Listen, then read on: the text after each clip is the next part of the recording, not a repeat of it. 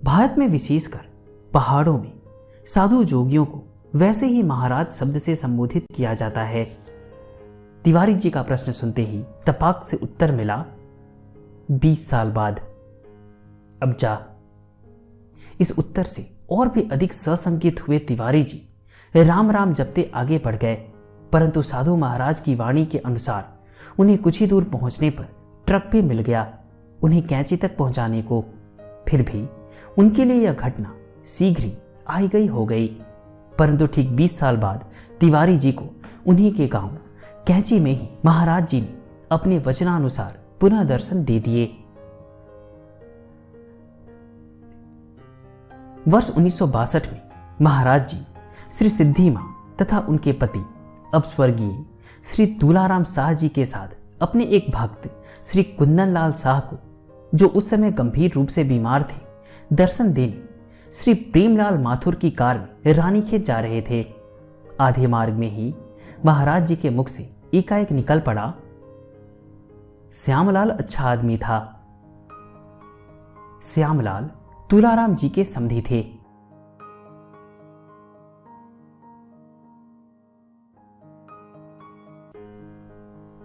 उनके लिए बाबा जी द्वारा था शब्द का प्रयोग सुनकर श्री सिद्धि मां का माथा ठनका और रानीखेत पहुंचकर थोड़ी देर बाद उनकी शंका की पुष्टि भी हो गई।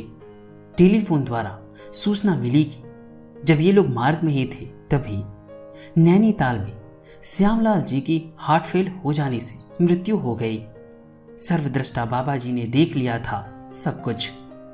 कुछ देर रानीखेत में रहकर ये पुनः नैनीताल को लौट चले, परंतु कैंची ग्राम पहुंचने पर महाराज जी गाड़ी से उतर गए और पैरापीठ पर जा बैठे। तिवारी जी को बुलाया गया। कुछ देर वार्तालाप के बाद 20 वर्ष पूर्व महाराज जी के दर्शन की और उनके वचनों की तिवारी जी को स्मृति हो आई। तभी तिवारी जी से बाबा जी ने खोद खोद कर स्थान के बारे में पूछताछ प्रारंभ कर दी। नदी पार एक गुफा में उत्तराखंड के प्रसिद्ध सिद्ध श्री सोमवारी बाबा रहा करते थे। धूनी जमाए और पास में बने हवन कुंड में हवन भी होता था। बाद में वहां प्रेमी बाबा भी रहे, आदि आदि। तब महाराज जी ने वह स्थान वह गुफा देखनी चाहिए। श्री सिद्धि मां के साथ बाबा जी नदी पार जंगल में गए, वहां शिला आसन पर बैठे और वर्तमान कैंची धाम को अपनी चरण रथ से विभूषित किया। तदुपरांत गुफा देखी, हवन कुंड देखा और धूनी एवं हवन कुंड की भस्मी का निरीक्षण किया। दूसरे दिन बाबा जी की आज्ञा से घास एवं कुछ जंगली पेड़ों को हटाकर इस धूनी को चबूतरे से ढक दिया जाने लगा, तो जंगलात के हलकारों ने आपत्ति की। बाबा जी ने अपने भक्त तत्कालीन कंजरवेटर तथा चीफ से संपर्क स्थापित कर शीघ्र लीज में कैंची जंगल की वह भूमि, जो आज मंदिरों एवं आश्रमों से आच्छादित है, अधिगृहित करवा ली और इसके साथ ही कैंची धाम की स्थापना की भी श्री गणेश हो गया। 20 वर्ष पूर्व की मनसा शक्ति अपना स्वरूप लेने लगी। वर्ष 1962-63 में ही बाबा जी के लिए राम कुटी बन गई।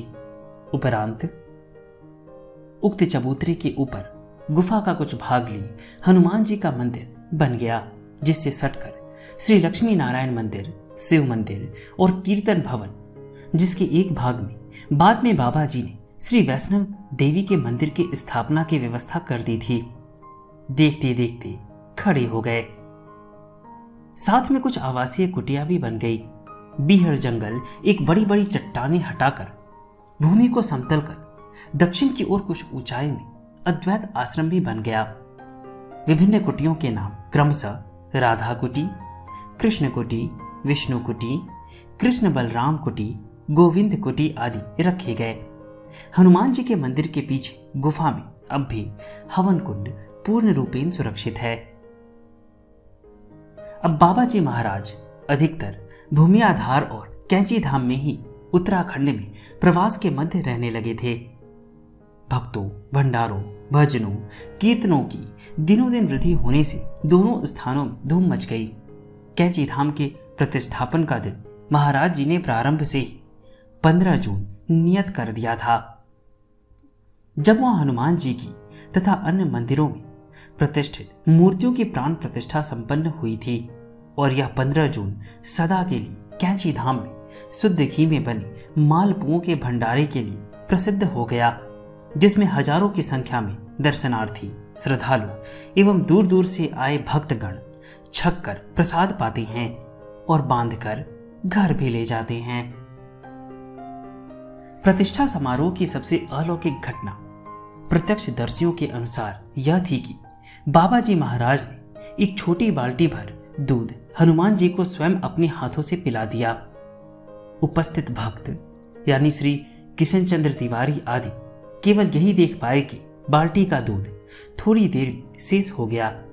केवल एक पतली सी दूध की धार फर्श पर थी और कुछ दूध हनुमान जी के होठों पर लगा था। इसी प्रकार 15 जून 1973 को श्री विंध्यवासिनी देवी और 15 जून 1974 को श्री वैष्णवी देवी के मंदिर का भी प्रतिष्ठापन श्री कैंची धाम में मूर्तियों की प्राण प्रतिष्ठा के साथ संपन्न हो गया। श्री विंध्यवासिनी मंदिर की स्थापना प्रभु स्वयं करा गए थे तथा वैष्णवी देवी मंदिर की स्थापना का पूरा प्रबंध अपने निर्वाण यानी 10 सितंबर 1973 के पूर्व स्वयं ही कर दिए थे। इस कैंची धाम के मंदिरों आश्रमों की सेवा के संदर्भ में बाबा जी श्री सिद्धि मां से कह गए थे कि अम्मा तू देखना, मंदिर और आश्रम की सेवा और ही करेंगे। और अब हो भी ऐसा ही रहा है कि कैंची धाम की महिमा इतनी वृहद विख्यात हो चली है कि कुछ पुराने अनन्य सेवक भक्तों को छोड़ मंदिर आश्रम की सेवा हेतु हर वर्ष और ही नए नए उत्साही भक्तों की उत्तरोत्तर वृद्धि होती जा रही है, जो तन मन तथा धन से धाम की सेवा में रत हैं। और जहां पूर्व में 15 जून के भंडारे में 7-8 हजार की संख्या में भक्त मंडली तथा जनता सम्मिलित होती थी, अब उनकी संख्या बढ़कर 35-40 हजार से ऊपर जा चुकी है। जबकि मंदिर दूर पहाड़ों, जंगलों के बीच साधारण से गांव में नदी के पार स्थित है।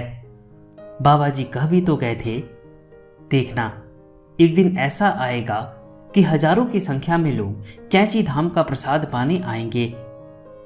अब तक पाश्चात्य देशों के सैकड़ों भक्त एवं दर्शनार्थी भी धाम दर्शन को आ चुके हैं, आते रहते हैं। आगंतुकों एवं विभिन्न आश्रमों से आए दर्शनार्थियों से यही सुनने को मिलता है कि धाम के प्रवेश द्वार से आगे बढ़ने पर ही परम शांति प्राप्त हो जाती है।